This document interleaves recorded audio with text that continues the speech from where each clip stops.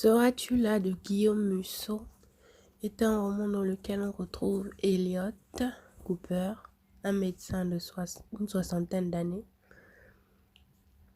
qui, qui fait des missions en tant que bénévole pour une organisation internationale, la Croix-Rouge. Et au cours de ces interventions dans la zone dans laquelle il a été envoyé, il rencontre un vieil homme qui discute avec lui après qu'il a sauvé un enfant de sa tribu et qui lui demande ce qu'il aimerait, ce qu'il aurait fait s'il avait le pouvoir de retourner en arrière. Et là, Elliot lui répond sans hésitation qu'il aurait aimé revoir une femme, la seule femme qui est comptée dans sa vie. Et là, le vieil homme lui remet, le vieux Cambodgien lui remet un flacon dans lequel se trouvent des pilules dorées, 10 pilules dorées. Il lui dit que ces pilules ont la capacité de le ramener dans le passé pour qu'il puisse faire ce dont il rêve. C'est ainsi qu'un soir, sans trop y croire, mais avec la curiosité d'un scientifique, il décide de prendre l'une de ces pilules et se retrouve sur un aéroport. Il prend la pilule et s'endort. Et dans la seconde d'après, il se retrouve sur un aéroport où il rencontre son autre lui, mais du passé, avec 30 ans de moins.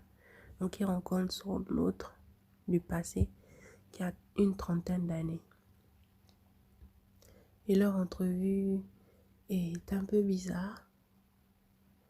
Au début, son autre lui pense que c'est son père parce qu'il décèle des traits. Mais juste après, le Elliot d'une soixantaine d'années lui dit que qu'il ne s'agit pas de son père mais plutôt de lui. Et par la suite, il y aura une succession de visites de l'Elliot du passé, du futur, pardon, de 60 ans, qui rend visite à l'Elliot du passé, mais surtout qui cherche à voir à tout prix Elena. Car au cours du temps, elle finit par mourir. Et il cherche à la revoir parce que les circonstances dans lesquelles ils se sont séparés étaient regrettables. Et à force de voyager dans le temps, il vient l'idée folle à l'Elliot du passé de sauver à tout prix Elena. Tandis que l'Elliot du futur a l'impression que s'il sauve Elena, sa fille Angie ne verra pas le jour, vu qu'il fera sa vie avec Elena et aura sûrement des enfants avec elle. À ce moment-là, il ne pourra pas concevoir Angie, dont la mère n'est pas Elena. Se pose alors un dilemme entre le Elliot du passé qui cherche à sauver Elena à tout prix et le Elliot du futur qui veut protéger la vie de sa fille, Angie. Jusqu'au moment où ils décident tous les deux de braver le destin, les lois du temps et décident de les sauver toutes les deux. Elliot du passé sauve Elena du passé afin qu'elle puisse vivre et le Elliot du futur sauve Angie car il fait promettre au Elliot du passé de ne pas chercher à faire sa vie avec Elena, de ne faire que la sauver et ensuite se séparer d'elle afin qu'il puisse plus tard croiser la mère d'Angie et la concevoir. Ces choses faites, ensuite on repart dans le futur où Elliot meurt d'un cancer des poumons à cause de la cigarette. Mais il se trouve qu'en mourant, il laisse un carnet à son meilleur ami Matt,